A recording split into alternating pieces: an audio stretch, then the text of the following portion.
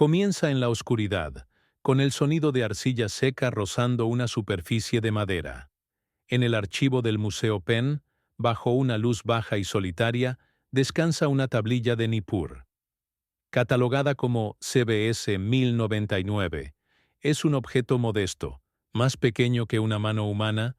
Su superficie de color tierra pálida está cubierta por las incisiones precisas de la escritura cuneiforme. Cada marca es una cuña, impresa en la arcilla húmeda, hace más de 4000 años por el extremo de una caña. No es una epopeya, ni un himno real. Su textura es la de un documento administrativo, denso y sin adornos, creado para ser archivado y olvidado. Es un fragmento de contabilidad, un registro del orden diario de una civilización que creía en la permanencia de la palabra escrita, incluso para los asuntos más mundanos. La tablilla fue recuperada de las capas del período Ur III, un tiempo de renacimiento sumerio y de una burocracia casi sofocante.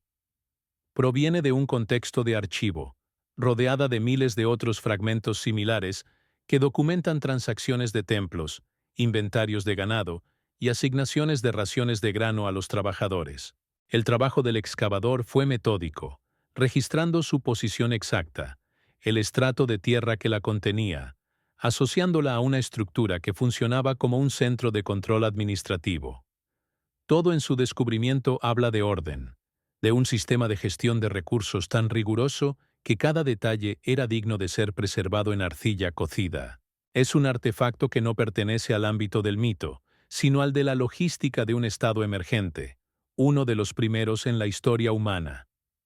Entre las líneas que detallan cantidades de cebada y fechas de entrega, una frase se repite sin explicación, casi como una cláusula estándar. La autoridad final para la transacción, la base sobre la cual se legitima el decreto, se atribuye al Gran Consejo de los Anunnaki. La mención es fría, desprovista de cualquier adorno poético o reverencia explícita. El escriba la anota con la misma eficiencia con la que registra el peso de un saco de grano. No hay un relato adjunto, ni una referencia a un texto sagrado que explique quiénes son. Simplemente existen en el documento como el punto final de la cadena de mando, una firma de aprobación cósmica para una decisión terrenal y burocrática. Su nombre aparece como un hecho asumido, un axioma que no requiere demostración alguna. El silencio que rodea esta entrada es más denso que la propia arcilla. Al sostener una réplica, uno no siente el peso de una historia, sino el de una ausencia. La luz que recorre las marcas cuneiformes no ilumina una revelación, sino el contorno de un vacío. Es la quietud de una biblioteca donde falta el volumen más importante, el que definiría los términos utilizados en todos los demás. Nos quedamos observando un registro perfectamente claro de una autoridad perfectamente opaca. La pregunta no es qué significa la frase, sino por qué el escriba sintió que no era necesario explicarla. Era un conocimiento dado por sentado, tan fundamental para su realidad como el ciclo de las estaciones o el curso de los ríos. Este patrón no es un hallazgo aislado. En las ruinas de Uruk, a cientos de kilómetros y con siglos de diferencia, otras tablillas muestran la misma estructura. Decretos legales sobre derechos de agua, listas de ofrendas para festivales, incluso la fundación de un nuevo templo, a menudo concluyen con una referencia a una decisión tomada por este mismo consejo. El lenguaje varía ligeramente, la caligrafía del escriba es diferente, pero la función de la cita permanece idéntica. Es un sello de autoridad final, incuestionable e inexplicado. La recurrencia a través del tiempo y el espacio transforma una anomalía en un sistema cuyos procedimientos operativos están meticulosamente documentados, pero cuyos legisladores permanecen en una completa oscuridad registral. Es por estos ecos en el archivo que uno permanece cerca de estos registros. No perder el rastro de estas recurrencias es mantener abierto un canal hacia una lógica que opera justo debajo de la superficie de la historia. La figura del escriba emerge de estas tablillas no como un poeta o un cronista, sino como un funcionario. Su mundo era uno de precisión cuantificable. Contaba, medía, catalogaba. Cada signo en la arcilla tenía un valor exacto, ya fuera para representar una oveja, una medida de aceite o el nombre de un rey. Su disciplina era la erradicación de la ambigüedad. En los miles de textos económicos que nos han llegado, vemos una mente colectiva obsesionada con el detalle, con la rendición de cuentas, con la prueba documental. Esta era una cultura que inventó la escritura no para contar historias, sino para gestionar el excedente de grano y organizar el trabajo a gran escala. La abstracción era enemiga del archivo. Y es aquí donde la contradicción se vuelve insostenible. ¿Cómo es posible que una civilización tan metódica en la documentación de la realidad material, que registraba cada jarra de cerveza entregada a un trabajador, dejara a su autoridad más fundamental sin un solo texto que definiera su naturaleza, su origen o su composición? En todo el vasto corpus de textos cuneiformes recuperados, no existe un manual, un glosario o un documento explicativo que diga, los Anunnaki son. Este silencio no parece accidental, parece deliberado, estructural. Es el tipo de silencio que solo existe cuando un concepto es tan universalmente comprendido que escribirlo sería un acto redundante e impensable. El viento del desierto que hoy barre las colinas de Nippur y Uruk es el mismo que soplaba sobre los patios de los templos donde estos documentos eran almacenados. Levanta el polvo de milenios, un velo que cubre ciudades enteras. Pero el polvo más impenetrable no está en el paisaje, sino en el propio registro. Es la capa de conocimiento asumido que se interpone entre nosotros y la mente del escriba. Estamos ante los resultados de un sistema, pero el plano, el documento fundacional que lo explica todo, o bien nunca fue escrito, o se ha perdido de una manera tan completa que es como si nunca hubiera existido. Así que volvemos al objeto inicial, a esta pequeña pieza de arcilla en la quietud del museo.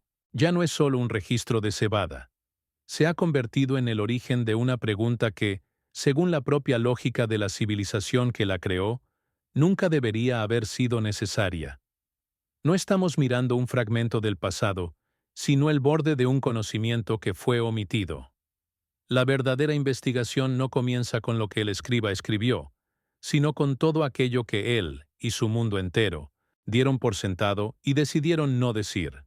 El documento conocido como el Prisma Welt Blundell, catalogado en el Museo Ashmolean bajo el número AN 1923, 444, es un bloque de arcilla de unos 20 centímetros de alto.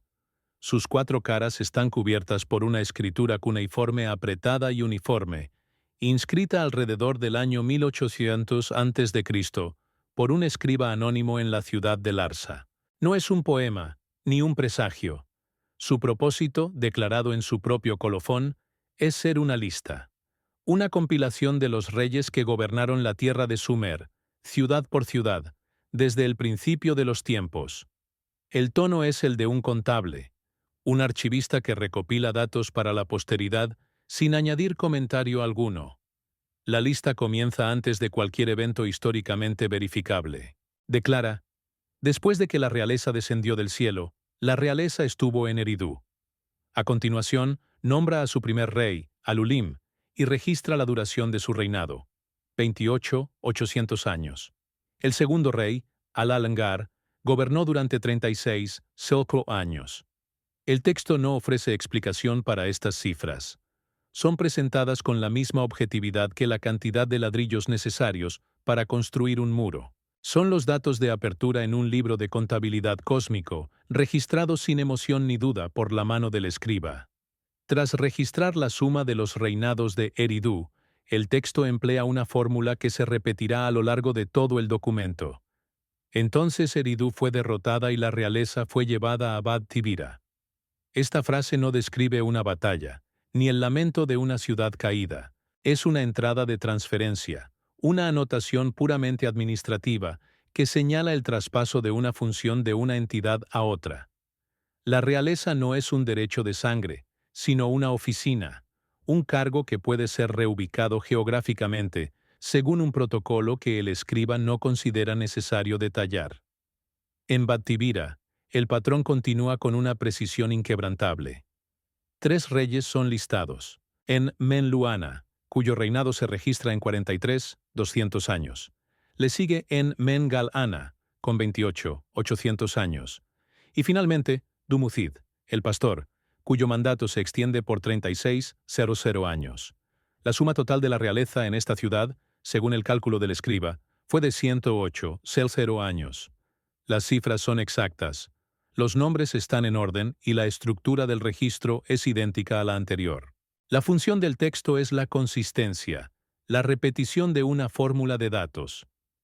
La lista avanza a través de otras 3 ciudades antediluvianas: Larak, Sipar y Shurupak. Para cada una, el escriba repite el mismo proceso. Se nombra la ciudad, se enumeran sus reyes, se anota la duración de sus reinados y se calcula el total. La monotonía es deliberada. Es el ritmo del archivo, la cadencia de un sistema que valora la integridad de los datos por encima de la narrativa. La acumulación de estos números imposibles, presentados en un formato tan rigurosamente burocrático, crea una tensión silenciosa entre la forma del documento y su contenido. Luego, el escriba llega a un punto de inflexión. Sin cambiar de tono, sin alterar la caligrafía, anota una nueva entrada. Entonces el diluvio barrió la tierra. Esta frase no es el clímax de una historia. Es tratada como un evento administrativo más, un cierre de un periodo contable antes de abrir el siguiente. Inmediatamente después, el texto continúa. Después de que el diluvio barrió la tierra, cuando la realeza descendió de nuevo del cielo, la realeza estuvo en Kish. La transición es fluida, un simple renglón en el gran libro mayor. La primera dinastía postdiluviana, la de Kish, comienza con reinados que siguen siendo extraordinariamente largos, pero de una magnitud diferente. El primer rey, Chushur, gobernó durante 200 años. Etana, el que ascendió al cielo, reinó durante 560 años. Las cifras siguen siendo fantásticas para los estándares humanos, pero demuestran una reducción drástica, un cambio de escala que el propio documento no reconoce. El escriba simplemente registra los nuevos números con la misma neutralidad con que registró los anteriores. No hay ninguna nota a pie de página que explique la discrepancia. A medida que la lista avanza a través de las dinastías de Uruk y Ur, los reinados continúan acortándose. Gilgamesh, un rey que se sabe que fue una figura histórica, aparece en la lista con un reinado de 126 años. Más adelante, los reyes tienen reinados de 30, 25 o 12 años, cifras que encajan perfectamente en el registro histórico verificable. El documento nunca señala este cambio.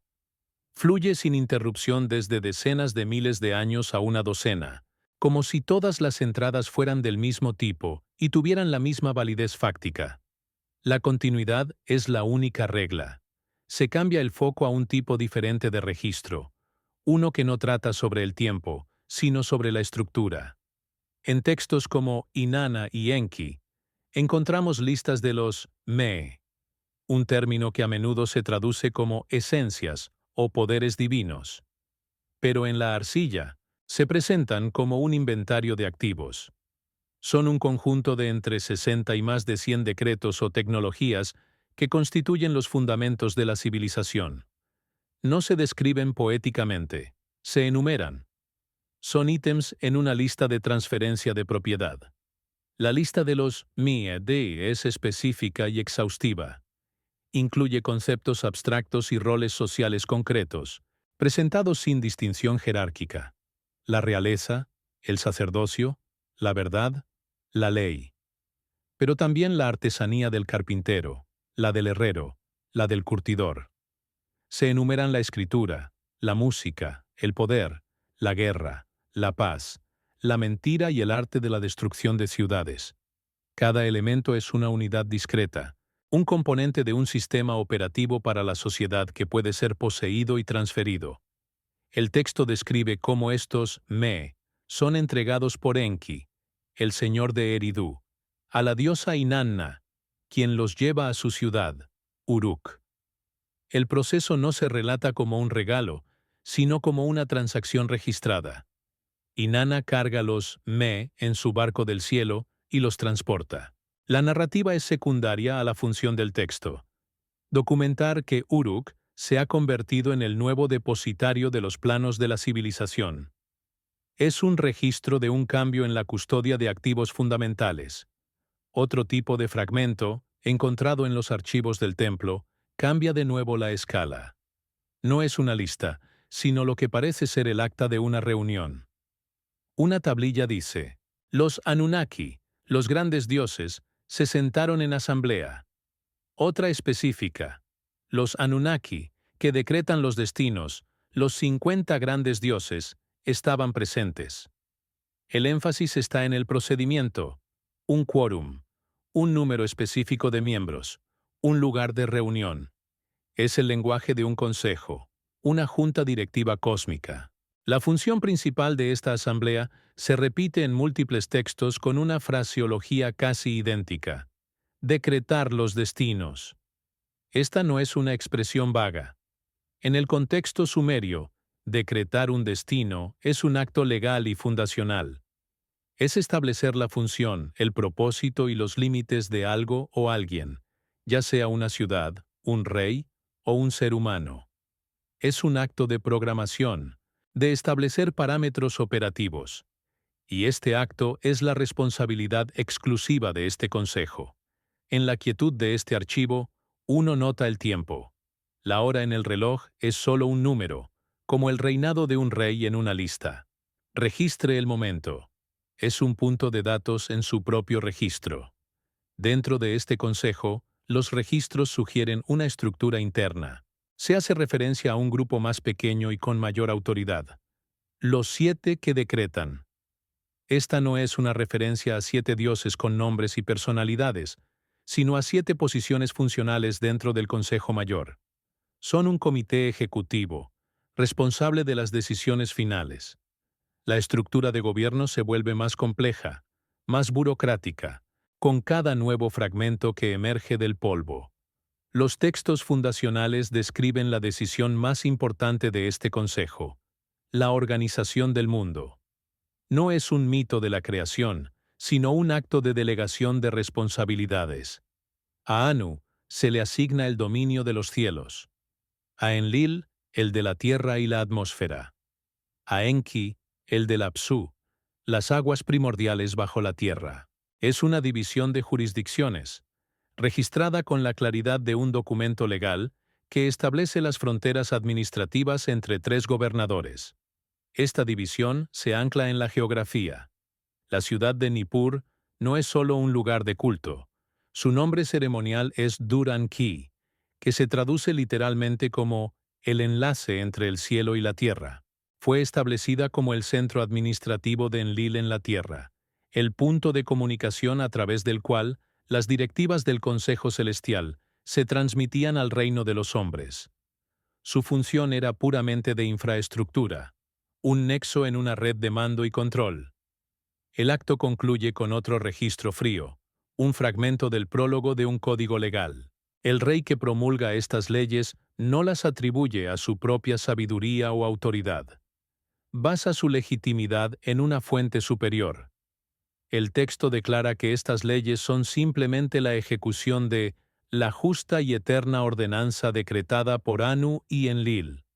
La ley humana no es una invención, sino el cumplimiento de una directiva. La autoridad final reside en otra parte, en un consejo cuyas deliberaciones no están registradas, solo sus sentencias. El trabajo del investigador, en la quietud de una sala de archivo, es un acto de comparación silenciosa. Sobre una mesa, bajo una luz controlada, se disponen los facsímiles de 2 registros distintos. A la izquierda, la tablilla CBS 1099, el modesto registro de cebada de Nippur. A la derecha, una réplica del prisma Weld Blundell, la gran lista de reyes de Larsa. Un objeto documenta la logística de un templo. El otro, el flujo del tiempo cósmico. Son escalas de realidad tan dispares que no deberían tener nada en común, salvo el material del que están hechos y la mano que los inscribió. Sin embargo, al trazar las líneas de escritura cuneiforme con la mirada, emerge una conexión ineludible. El tono. La voz del escriba es idéntica en ambos documentos. La duración de un reinado de 36 años se anota con la misma objetividad desapasionada que una asignación de grano. No hay asombro, ni reverencia, ni un cambio en la cadencia de la escritura. Es la mano de un funcionario que llena un formulario, independientemente de que las casillas contengan sacos de cebada o milenios de gobierno. La forma del registro es indiferente a la magnitud de su contenido. Esta consistencia tonal no puede ser un accidente. Es el primer patrón que se solidifica al cruzar los archivos. Sugiere una metodología unificada, un protocolo mental compartido por los escribas a lo largo de siglos y a través de ciudades. La realidad, en todas sus escalas, desde lo más mundano a lo más inconcebible, era un dato para ser registrado, no una historia para ser contada. El propio acto de la documentación, frío y administrativo, se revela como el lenguaje fundamental de esta civilización, el verdadero sistema operativo que subyace a todos los registros. Uno se detiene. El polvo que flota en el haz de luz del proyector parece un eco de las partículas de arcilla de las que están hechos estos objetos. Cada mota suspendida en el aire es un momento, un dato. El silencio de la sala no se siente vacío, sino lleno de la disciplina de aquellos escribas, una disciplina tan rigurosa que se abstuvieron de cualquier comentario, de cualquier explicación que pudiera perturbar la pureza del registro. El arqueólogo ahora amplía la comparación, introduciendo un tercer tipo de documento en la mesa de análisis. Las tablillas que enumeran los me se colocan junto a la lista de reyes. El trabajo ya no es solo de observación, sino de catalogación cruzada, buscando resonancias estructurales entre listas que, en apariencia, tratan de temas completamente diferentes. Una lista de gobernantes temporales, la otra, de principios eternos de la civilización. Y entonces, el segundo patrón, más profundo, se hace visible. La lista de reyes utiliza una fórmula recurrente para señalar un cambio de poder. Entonces Eridu fue derrotada, y la realeza fue llevada a Bad Tibira. Es una anotación de transferencia de un activo llamado realeza. Los textos de los me describen un proceso análogo. Inanna transporta los fundamentos de la civilización, los me, desde la ciudad de Enki, Eridu, a su propia ciudad, Uruk. En ambos casos, el poder y la civilización no son cualidades inherentes a un lugar, sino funciones móviles, activos que pueden ser reubicados. La implicación de esta lógica paralela es profunda. Sugiere que, para la mente sumeria, tanto la autoridad para gobernar, la realeza, como los componentes mismos de la sociedad organizada, los me, eran sistemas transferibles. No nacían orgánicamente de un pueblo o un lugar, sino que eran asignados, delegados y reubicados según un protocolo superior. Eran ítems en un inventario cósmico, cuya custodia podía cambiar de manos, un cambio que debía ser debidamente documentado en el archivo. Para quienes han permanecido observando este archivo, la repetición no es una coincidencia, es una gramática. Mantenerse cerca de estos registros es aprender a leer las reglas de un lenguaje que opera no en las palabras, sino en las estructuras que se repiten debajo de ellas. El investigador alinea ahora los datos en un eje conceptual. La lista de reyes comienza en Eridu, la ciudad cuyo primer rey, Alulim, gobernó durante 800 años.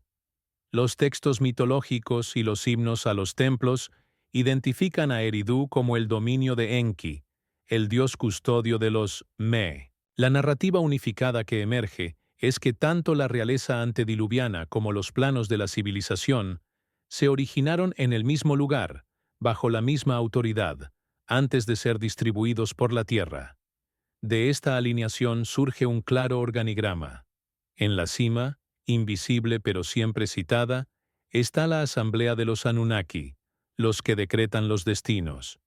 Inmediatamente debajo, figuras como Anu, Enlil y Enki actúan como administradores de jurisdicciones específicas, el cielo, la tierra, las aguas. Y en el siguiente nivel, la realeza es transferida a los reyes humanos y los son distribuidos para que la sociedad funcione. Es una estructura de mando y control perfectamente jerárquica. No estamos ante un panteón de dioses impulsivos y conflictivos, como los del Olimpo griego. Lo que los registros describen, con su lenguaje seco y procesal, se parece más a la estructura de un gobierno o una vasta corporación. Las palabras clave no son amor, ira o celos, sino decreto, jurisdicción, asignación y registro. Es el lenguaje de la burocracia, aplicado al funcionamiento del cosmos. La luz sobre los documentos parece intensificarse, aunque nada ha cambiado en la sala. Ya no son fragmentos aislados de mitología. Se han convertido en las pruebas documentales dispersas de un único y coherente sistema de gobierno. La escala de esta percepción es abrumadora, y el silencio del escriba se vuelve aún más significativo. ¿Por qué describir los procedimientos con tanto detalle, pero nunca la naturaleza de quienes los establecieron? El enfoque del investigador se desplaza ahora a la pura matemática, al acto de medir. Se aíslan las cifras de la lista de reyes. Los reinados antediluvianos, 28, 836, Seore, 43, 200. Se comparan con los reinados históricos posteriores, 126, 30, 12. La diferencia no es solo de magnitud, sino de naturaleza. Es un análisis cuantitativo que revela una discontinuidad radical en el propio tejido del tiempo registrado. El patrón que se revela no es aleatorio. Es una desescalada sistemática. Las duraciones de los reinados no disminuyen de forma errática. Se reducen drásticamente a través de un único punto de inflexión claramente definido en el texto: el diluvio. La precisión casi matemática con la que se presentan estas cifras imposibles, antes y después del cataclismo, sugiere que no son simples exageraciones poéticas. Parecen ser puntos de datos, registrados con una fidelidad inquebrantable a un sistema de cálculo cuyo significado hemos perdido. La implicación de esta precisión numérica es perturbadora. Una civilización que inventó la contabilidad para gestionar la cosecha de cebada no habría utilizado números tan específicos sin una razón. Estos no son tiempos muy largos, son duraciones exactas. Podrían representar ciclos, unidades de medida o una escala de realidad completamente diferente, pero fueron registrados como hechos. Fueron tratados como datos brutos, tan válidos como el número de ovejas en un rebaño del templo. Y este sistema, con su estructura jerárquica, su lógica de transferencia y su matemática precisa, ¿de dónde emana? Los propios textos, una y otra vez, nos devuelven al punto de origen. La realeza descendió del cielo. Las leyes son la ejecución de las ordenanzas de Anu y Enlil. Y las decisiones fundamentales, los destinos, son decretadas por la Asamblea de los Anunnaki. Ellos son la autoridad fundacional que se encuentra en la cima de este organigrama, la fuente de la que fluye todo el sistema. Así, se consolida el patrón final y más importante de todos. Es una ley inversa de documentación. Cuanto más fundamental es un elemento del sistema, la naturaleza de la autoridad, el origen del tiempo, la base de la ley, más abstracto y administrativo es el lenguaje utilizado para describirlo, y más completo es el silencio que rodea su verdadera naturaleza. El sistema documenta sus operaciones, pero nunca su propio origen. Nos quedamos observando esta red de conexiones. Las tablillas individuales han perdido su aislamiento. Ahora son nodos interconectados en un mapa, fragmentos de una lógica única, coherente y profundamente extraña. El misterio ya no reside en un único rey que vivió 43, 200 años, sino en la arquitectura de todo el sistema que hizo que registrar esa cifra fuera un acto normal, necesario y que no requería explicación alguna. El archivo no los nombra como dioses en el sentido en que entendemos la palabra. Los registros se refieren a ellos con una fórmula, una designación casi legal. Los Anunnaki son los 50 grandes dioses, o más funcionalmente, los que decretan los destinos. Su aparición en la arcilla no es la de un personaje en un relato, sino la de una autoridad citada en un documento oficial. Su nombre es un sello, el punto final de una cadena de mando que se extiende más allá de cualquier rey humano. No se les describe, no se les alaba, simplemente se les invoca como la fuente última de la decisión que se está registrando, ya sea la asignación de grano o la fundación de una ciudad. En el organigrama que emerge de los textos, su posición es inequívoca. Se sientan en la cúspide, por encima de todo. Figuras como Anu, Enlil y Enki, a quienes a menudo nos referimos como los dioses principales, operan en un nivel inferior, como administradores de divisiones específicas. Sus roles y jurisdicciones no son inherentes, sino que parecen haber sido asignados por este Consejo Superior. Los Anunnaki son la junta directiva. Los demás son los ejecutivos a cargo de los departamentos del cielo, la tierra y las aguas primordiales. La autoridad no emana de ellos, sino que fluye a través de ellos desde esta fuente colectiva y suprema. La naturaleza de su autoridad se revela en el lenguaje procesal de las tablillas. Los textos no hablan de caprichos divinos, sino de reuniones formales. Una y otra vez, la fórmula es la misma. Los Anunnaki, los grandes dioses, tomaron sus asientos en la asamblea para decretar los destinos. Esta fraseología evoca la imagen de un parlamento o un tribunal supremo. Es el lenguaje de la deliberación, del procedimiento y de la decisión colectiva. Su poder no es el de un monarca absoluto, sino el de un cuerpo legislativo que llega a un veredicto vinculante. La precisión de los registros llega a especificar un número. En varias ocasiones, se les llama los 50 grandes dioses. Este número no parece ser simbólico ni poético.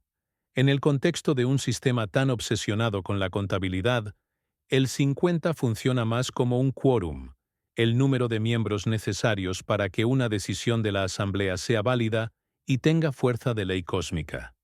Es un detalle extrañamente específico y burocrático, una cláusula en los estatutos de una organización cuya existencia misma es un enigma. El silencio en el archivo se profundiza. La luz sobre la mesa ilumina estas frases, estas cifras. No se siente el calor de la fe o el fervor de la mitología. Se siente el frío de un sistema, la lógica impersonal de una estructura de gobierno. La mano del escriba no temblaba al escribir estos nombres. Simplemente cumplía con el protocolo de citar la autoridad correcta en el lugar apropiado del documento. Dentro de esta asamblea de 50, los textos insinúan una estructura de poder aún más concentrada. Se hace referencia a un comité ejecutivo, un círculo interno conocido como los 7 que decretan. De nuevo, no se les dan nombres individuales en estos contextos administrativos. Son un número, una función. Su título describe su único propósito registrado: tomar las decisiones finales y más cruciales. La burocracia se extiende hasta los niveles más altos del cosmos, con comités y subcomités, una jerarquía de toma de decisiones tan compleja como la de cualquier Estado moderno. Su función principal, decretar los destinos, no es un acto de adivinación. En la mentalidad sumeria, es un término técnico. Significa establecer la naturaleza, el propósito y los límites de una cosa. Decretar el destino de una ciudad era definir su función en el mundo.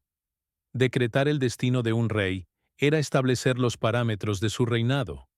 Era un acto de programación, de escribir el código operativo para la realidad. Y esta tarea, la más fundamental de todas, era la prerrogativa exclusiva de esta asamblea. Esta función se extiende desde lo cósmico hasta lo cívico de una manera directa y documentada. Los prólogos de los códigos legales más antiguos de la humanidad, como el de Ur-Nammu, no reclaman la autoría de las leyes para el rey. En cambio, el rey se presenta como el ejecutor de la justa ordenanza decretada por Anu y Enlil, quienes a su vez actúan según los dictados de la Asamblea Superior. La ley humana, el fundamento del orden social, se registra como la simple implementación de una directiva de esta junta invisible. Uno se detiene, observando el polvo suspendido en el aire. Cada partícula es como un registro no escrito. La implicación de estas líneas de arcilla es que la estructura misma de la sociedad no fue una invención humana, sino el cumplimiento de un plan preexistente, un plan cuyos autores permanecen completamente en la sombra, conocidos solo por su función corporativa. Anu, la figura asociada con los cielos, no es presentado como un padre creador. Su rol es el de un presidente o un soberano celestial, cuya jurisdicción es el arriba. Su autoridad, aunque inmensa, es una posición dentro del sistema.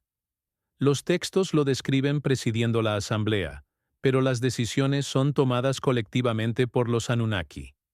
Él es el custodio de una de las tres grandes divisiones administrativas del cosmos, un puesto que le fue asignado. Enlil, cuyo nombre se traduce como Señor del Comando, es el administrador de la Tierra. Es el director de operaciones del mundo. Es él quien implementa los decretos de la Asamblea en el plano terrenal. Es Enlil quien otorga la realeza a las ciudades, quien supervisa la separación de la tierra y el cielo, y quien ejecuta la sentencia del diluvio. No actúa por impulso propio, sino como el brazo ejecutor de las decisiones del Consejo. Su función es puramente ejecutiva. Enki, señor de Eridu y del Apsu, las aguas primordiales, funciona como el custodio del conocimiento y la tecnología. Es el guardián de los Me, los planos de la civilización. Su papel no es el de un dios de la sabiduría en un sentido abstracto, sino el de un jefe de investigación y desarrollo, responsable de salvaguardar y, en ocasiones, distribuir los programas fundamentales que permiten que la sociedad funcione. Su dominio es el de los sistemas operativos de la realidad. Lo que une a estas tres figuras es su impersonalidad en los registros administrativos. Son definidos exclusivamente por sus funciones, sus títulos y sus áreas de responsabilidad. Los textos que detallan la estructura del mundo no se detienen en sus personalidades, sus conflictos o sus historias. Son posiciones en un organigrama, nombres que son sinónimos de sus deberes. Su existencia en el registro es puramente funcional. El relato de Inanna transportando los Me de Eridu a Uruk, visto a través de esta lente, deja de ser un mito sobre una diosa astuta. Se convierte en el registro de una transferencia de activos tecnológicos clave de un centro administrativo a otro. Es una actualización del sistema, una reasignación de recursos, un evento que debía ser documentado para reflejar el nuevo estatus de Uruk como centro de la civilización, ahora en posesión de los programas operativos fundamentales, y aquí el silencio se vuelve absoluto. Los registros detallan con precisión metódica lo que hacen. Se reúnen en asamblea, votan, decretan destinos, asignan jurisdicciones y delegan la implementación a administradores específicos. Sin embargo, no hay un solo texto administrativo, ni una sola lista burocrática, que dedique una sola línea a explicar lo que son. Su naturaleza, su origen, su apariencia, todo ello queda fuera del alcance del registro. Así, el acto se cierra no con una imagen de dioses, sino con la de una soberanía invisible y funcional. Los Anunnaki no existen en la arcilla para ser adorados, sino para ser citados. Su nombre es la firma en la parte inferior de un decreto, el sello de aprobación en un plan director, la referencia final en un documento legal. Son una función en el sistema, una causa primera administrativa, una presencia cuya extrañeza no reside en su poder, sino en su fría y burocrática racionalidad. El trabajo del arqueólogo no es solo el estudio de lo que se encuentra, sino también el de lo que falta. En el sur de Irak, las antiguas ciudades no son ruinas en un paisaje plano, sino colinas artificiales, tells, formadas por milenios de construcción, abandono y reconstrucción, una capa sobre otra. Al excavar un corte vertical a través de uno de estos tells, se revela una cronología física, Una biblioteca de tierra. Cada estrato de color diferente, cada lente de ceniza, cada piso de ladrillo de barro es un capítulo. Pero a veces, entre una capa densa en artefactos del período Uruk y una posterior del dinástico temprano, aparece una línea estéril. Una capa de limo o arena, depositada por el viento o el agua, desprovista de cerámica, de huesos, de cualquier rastro de ocupación humana. Esta capa silenciosa no es un vacío. Es un registro en sí misma. Documenta un intervalo, un periodo de abandono, una interrupción en la continuidad de la vida en ese lugar preciso. Puede representar décadas o siglos en los que la ciudad permaneció vacía, sus muros erosionándose bajo el sol antes de que la gente regresara. Para el investigador, este estrato estéril es tan informativo como el más rico de los hallazgos. Es la evidencia tangible de una ausencia, la prueba física de una historia que no ocurrió allí, de un tiempo en que el registro de la vida se detuvo. Es el antagonista invisible manifestado en la propia Tierra, una pausa impuesta en la narrativa de la civilización. Este mismo patrón de interrupción se encuentra en el archivo documental. Regresamos a la lista real sumeria, pero esta vez no observamos las cifras, sino la transición. El documento fluye sin problemas desde reinados de decenas de miles de años hasta el evento que lo divide todo. Entonces el diluvio barrió la tierra. Inmediatamente después, la realeza desciende de nuevo y los reinados, aunque todavía largos, se han reducido en un orden de magnitud. El texto no ofrece explicación para esta drástica recalibración del tiempo. No hay un capítulo intermedio que describa la naturaleza del mundo antediluviano o que justifique la longevidad de sus gobernantes. Es un corte limpio, una capa estéril en el registro cronológico. La ausencia aquí es conceptual. El escriba ha omitido el porqué.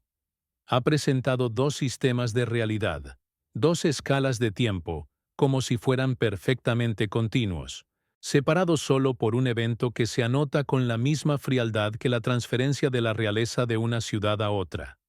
El silencio que rodea esta transición es absoluto. No es un fragmento perdido. Es una omisión estructural dentro de un documento que, por lo demás, es meticulosamente consistente. Nos enfrentamos a los resultados de dos épocas, pero el puente que las conecta, la lógica que explica el cambio, ha sido completamente suprimido del registro. La escala de esta ausencia se expande cuando comparamos los documentos a través del tiempo.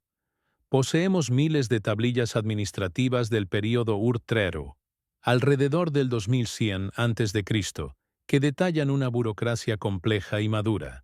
Y poseemos listas de reyes y fragmentos mitológicos que afirman describir eventos de milenios antes. Lo que no poseemos es un archivo continuo que conecte estos dos puntos.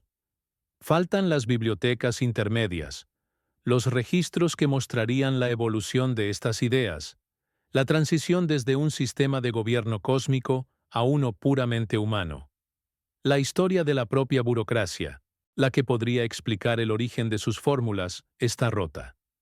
Estamos ante los archivos de la mañana y del atardecer de una civilización, pero los registros del mediodía se han perdido en una escala casi total. Este no es el caso de un libro perdido, sino de bibliotecas enteras que nunca han sido encontradas.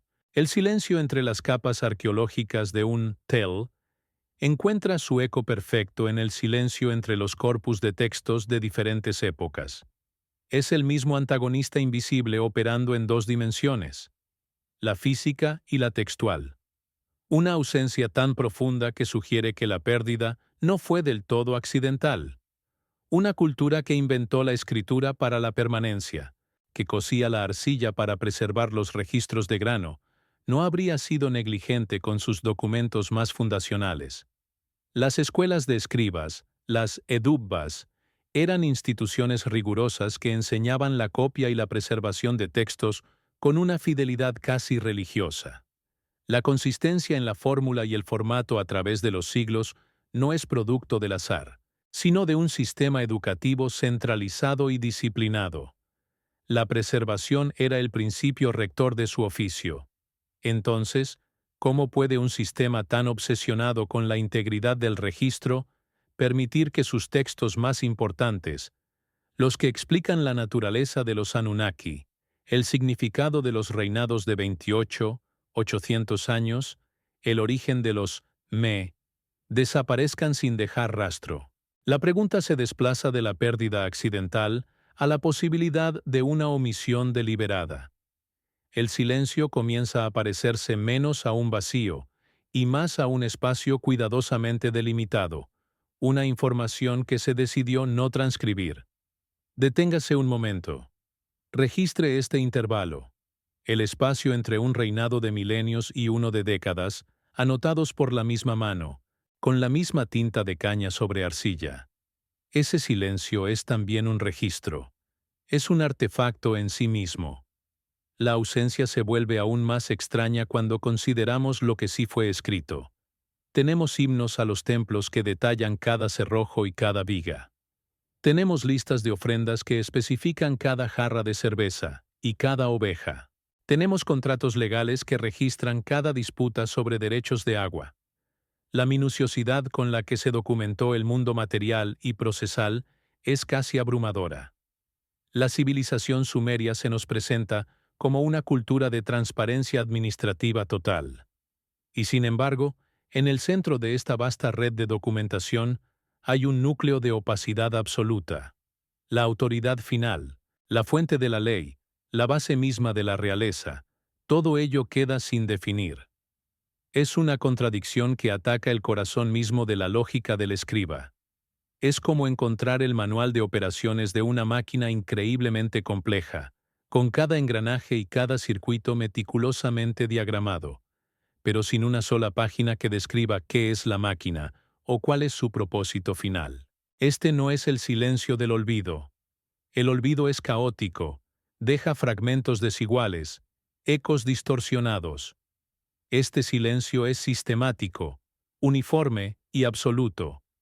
Afecta a un tipo muy específico de información, la naturaleza de la autoridad fundacional, en todos los documentos, en todas las ciudades, a lo largo de todos los períodos. Es una ausencia tan precisa que parece diseñada, como si fuera una regla fundamental del propio sistema de registro. Documentar las operaciones, pero nunca la fuente del poder. La implicación es que este conocimiento no se consideraba una historia que necesitara ser contada, sino un axioma, una verdad tan evidente y universal para el mundo del escriba, que registrarla habría sido un acto de redundancia absurda. No se escribe un manual para explicar la existencia del cielo o la solidez de la tierra. Simplemente se opera dentro de esa realidad. Los Anunnaki y el orden que establecieron podrían haber sido, para ellos, de esa misma categoría, un hecho del entorno, no un tema de explicación.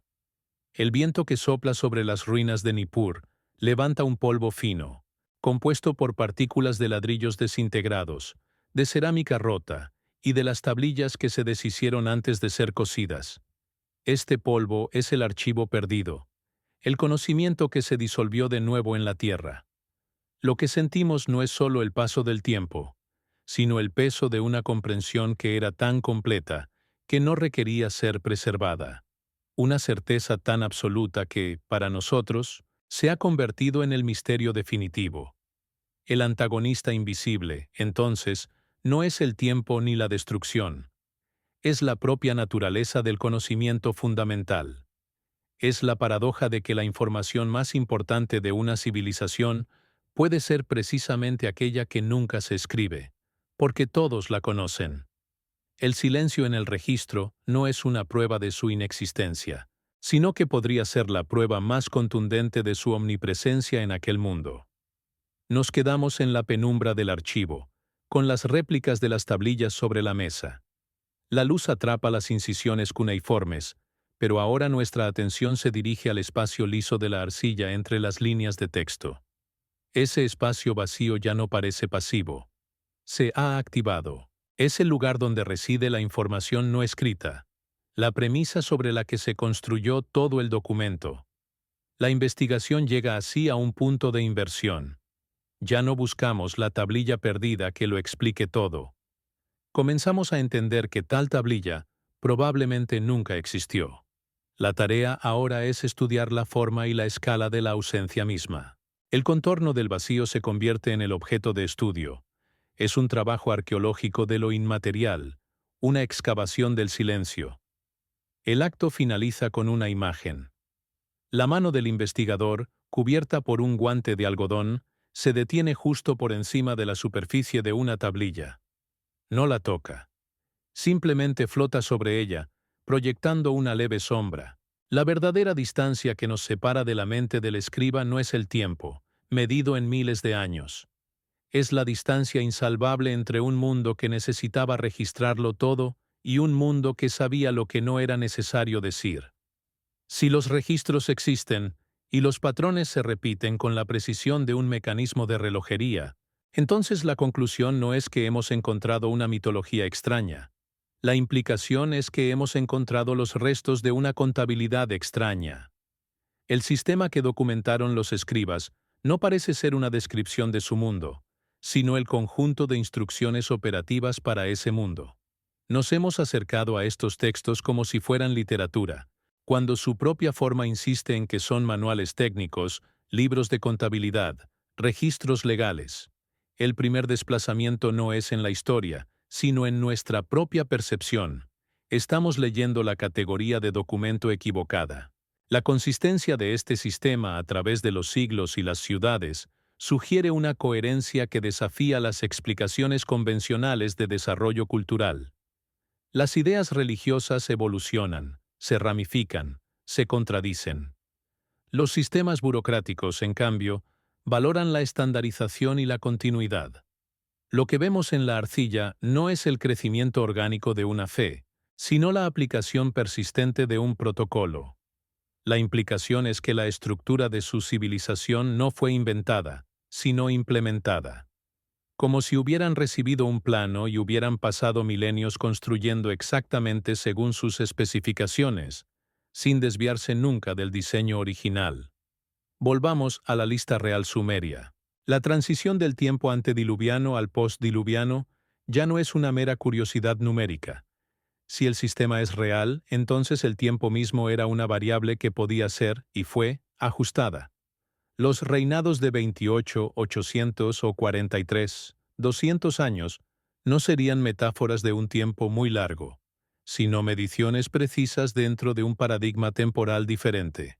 El diluvio, en esta lectura, se convierte en algo más que una inundación mítica. Se convierte en un punto de recalibración sistémica, un reinicio que alteró los parámetros operativos fundamentales de la realidad, incluido el ritmo al que transcurría el tiempo para quienes ostentaban el poder. De la misma manera, los me dejan de ser dones de los dioses. Se convierten en lo que el texto insiste que son: un inventario de tecnologías funcionales. La realeza, la ley, la escritura, la metalurgia, no como logros humanos, sino como módulos de un sistema operativo que podían ser transferidos de un custodio a otro, de una ciudad a otra. La implicación es profundamente desestabilizadora. La civilización misma podría no ser un producto de la evolución social humana, sino un paquete de software preexistente, desplegado en un lugar y tiempo específicos, cuya licencia de uso podía ser revocada y reasignada. La autoridad que se encuentra en la cima de este sistema, los Anunnaki, se revela entonces no como un panteón de deidades, sino como una función de gobierno.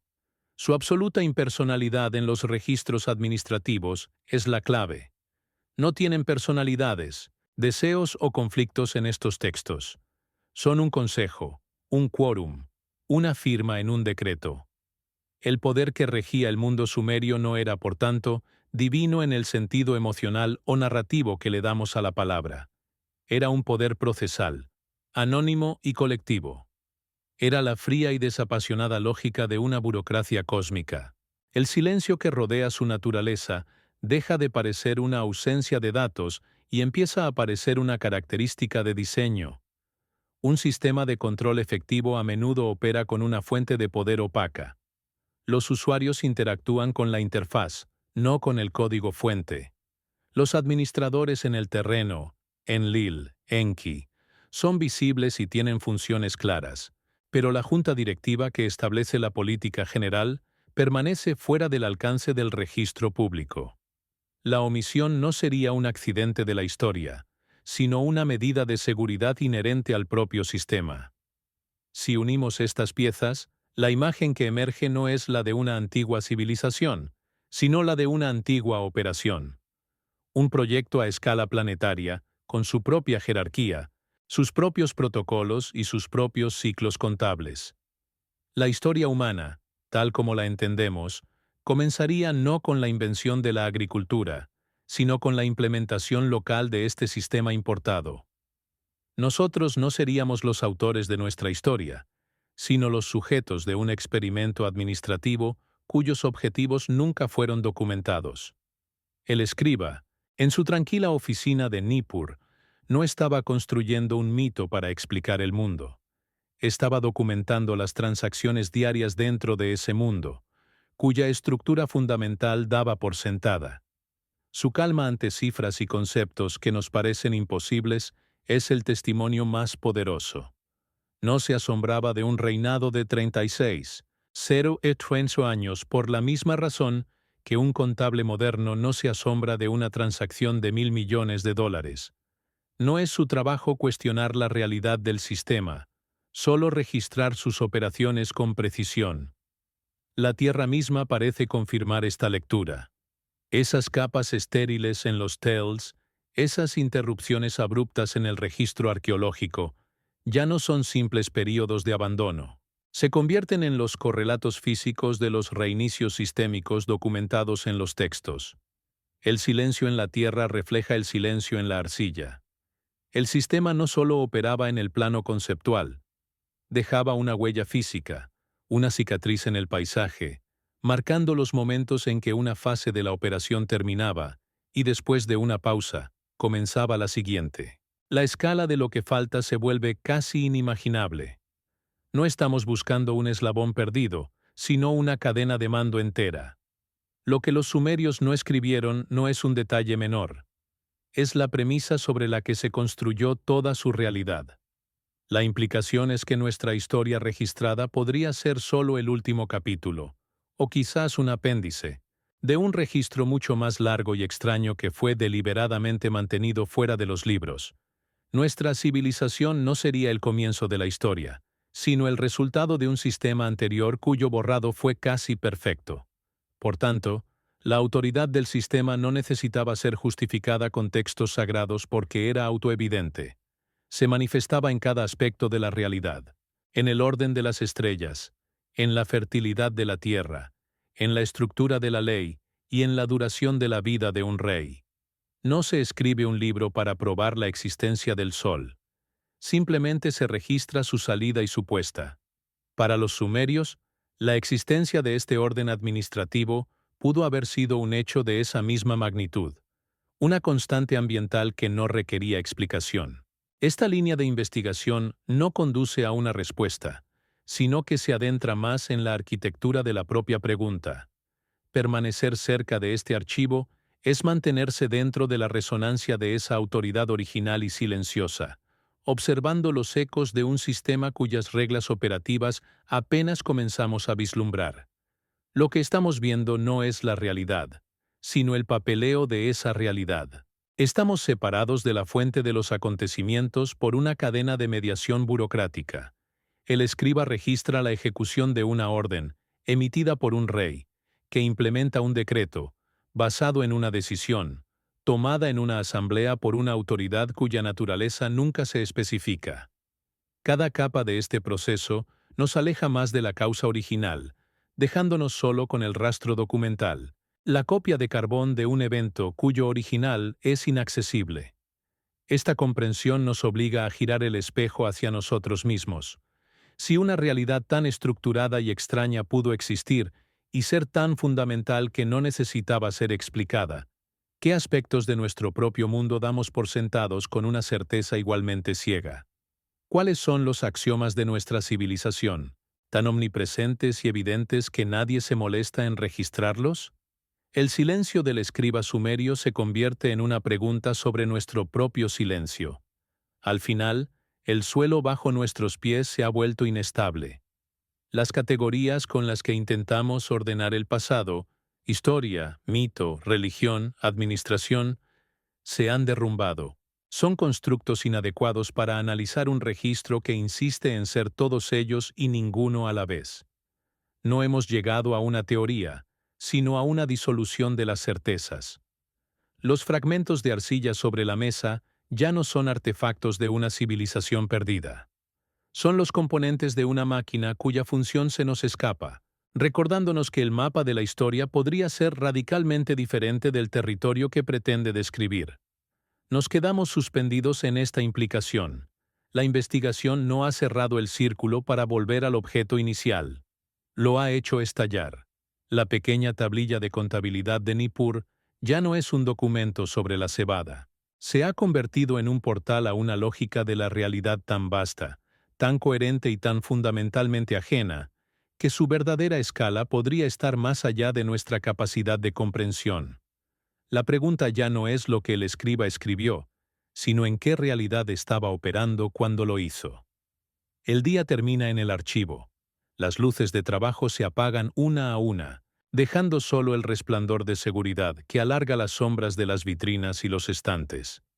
La tablilla de Nippur, CBS 1099, descansa en su soporte climatizado, indiferente al ir y venir de los investigadores, al murmullo de las preguntas que se han formulado sobre su superficie.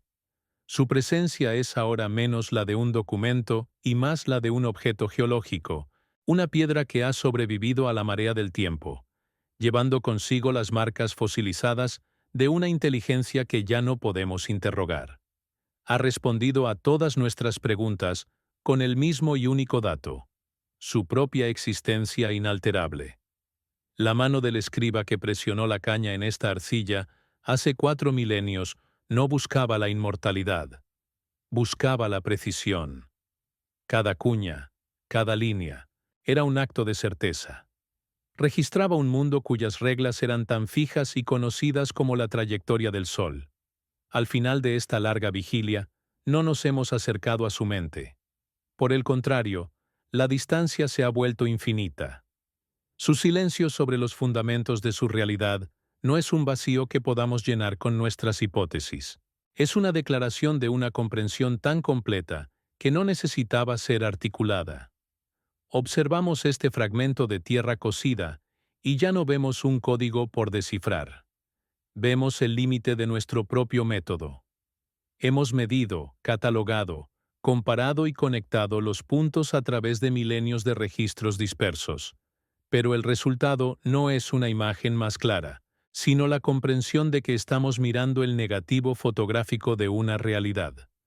Todo lo que define la imagen, la luz, la sustancia, la forma, es precisamente lo que falta en nuestro registro. Solo tenemos el contorno, la silueta dejada por un cuerpo que se ha ido hace mucho tiempo. Afuera, el viento del desierto sigue su trabajo milenario. Barre la arena de las cimas de los Tells, revelando por un instante el borde de un muro antes de volver a cubrirlo. Es un acto de memoria y olvido que ocurre a una escala temporal que escapa a la vida humana.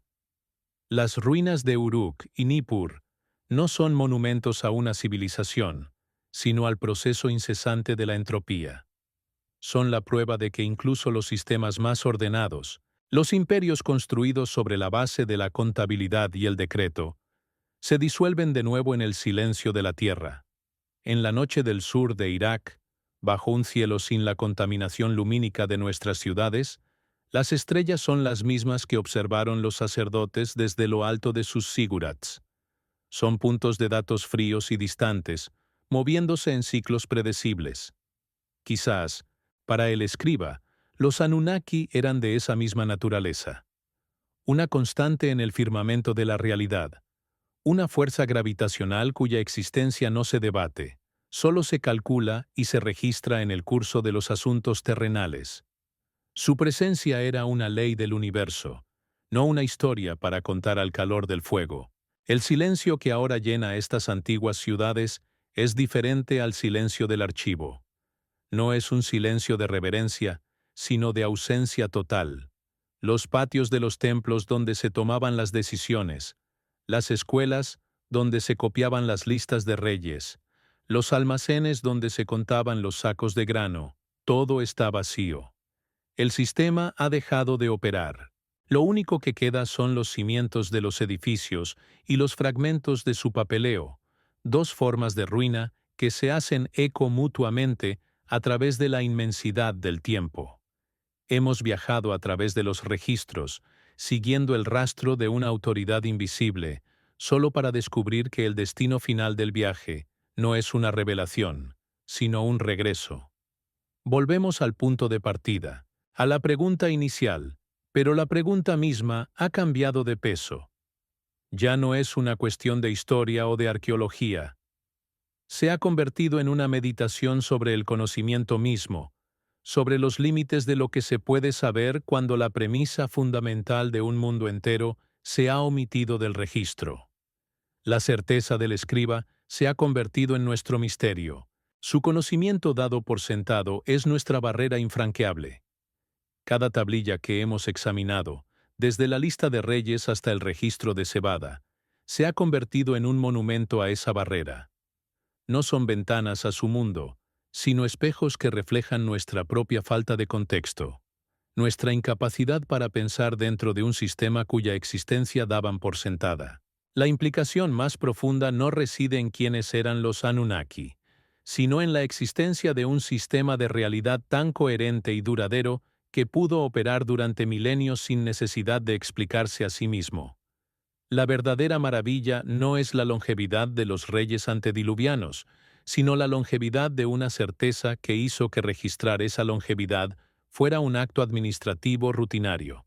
Lo que permanece entonces no es una teoría, no es una respuesta.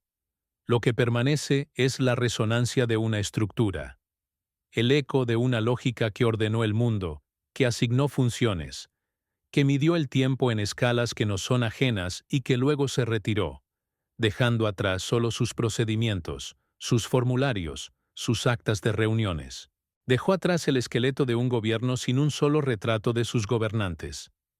Al final de la noche, el investigador se aleja de la mesa de trabajo.